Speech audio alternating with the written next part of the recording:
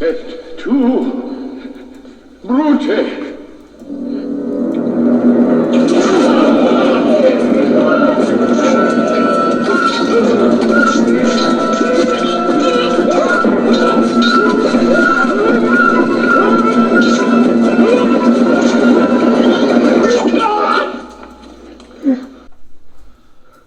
So, 2,000 years ago, during the times of the Roman Republic, a man by the name of Julius Caesar, who the month of July is named after, was becoming more and more and more powerful. In fact, he had become a dictator. And, I mean, throughout his political career, he had such a talent of accumulating power so that a lot of other senators, it really struck a nerve with them because, well, they were being pushed aside. They weren't so much part of the decision making in the government. And so a lot of them started complaining. A lot of them started asking themselves, what are we going to do about this man, Julius Caesar? And they plotted. And they decided that on the Ides of March, he would be assassinated, or I don't know, something like that. And they pulled it off. It's a huge moment in history. Julius Caesar's assassination, the results of a scheme, of a plot. Now, just doing some research here, the word plot in Latin was the language of the Romans, can be related to the word conspirare. Plot in Latin, insidious. Other examples are conspiratius. So conspirare, agree, plot.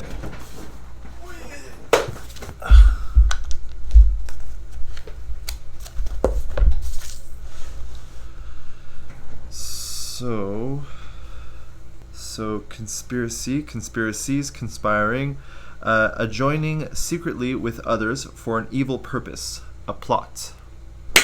Conspiracy, and that's exactly what it sounds like to me. The whole Julius Caesar's assassination seems to be a result of a group of people coming together, conspiring against Julius Caesar and probably his supporters in the name of whatever. But today, nowadays, I find it's weird. You'll never hear the word conspiracy without the word theory soon after.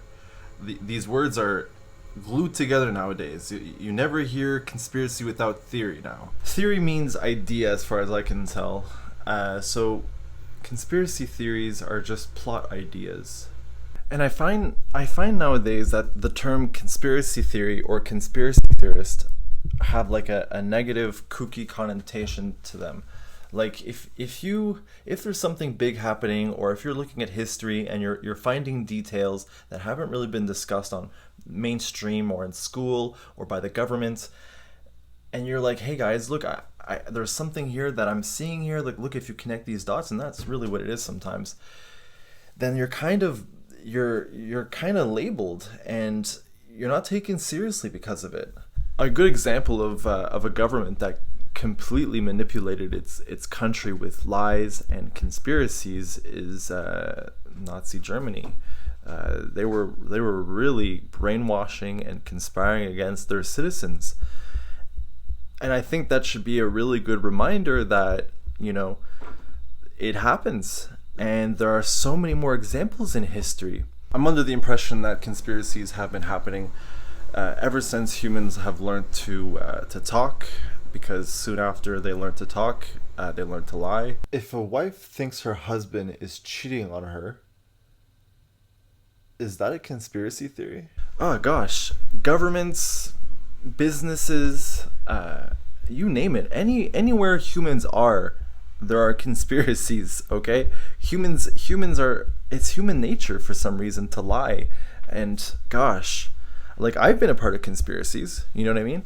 And that's the thing, most people don't have the time to do research on all this stuff, to like dive down and look at all the details of what the government's doing. And that's the thing, the devil's in the details. And most people are busy with their family and their work and their day-to-day lives, and that's completely understandable. At the same time though, like if you're going to start diving down conspiracies and theories and all those things, like it's a rabbit hole. It goes on forever and ever, like it never ends. And so I know some people who are completely lost, like because of it, like they've just gone mad. And that's why I think a lot of people are kind of turned off by conspiracies, because the consequences is sometimes like madness, like you lose touch with reality.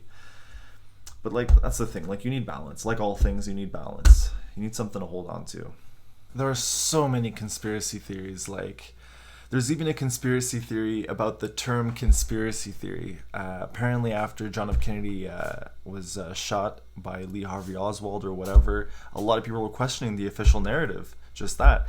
And apparently the CIA, the story goes, the CIA created the term conspiracy theory to use to label anybody that would question the official narrative. Hey, you're a conspiracy theorist. You gotta remember, labels are powerful, man. Words, when you call somebody something and generalize them and group them up because of this noise you're making with your mouth, man, you can shut somebody down so fast. Like, it's ridiculous, you know what I mean? But I'm worried for the people who don't like the idea of conspiracy, or like who say conspiracies aren't real. Like, hey, don't question the government, you know, like that's a bad thing. You don't want to do that. You know, there's no such thing as lying in politics. There were horses back then?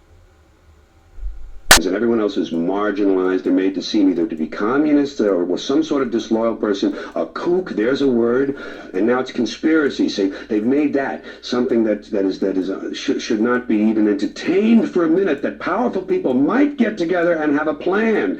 Doesn't happen. You're a kook. You're a conspiracy buff.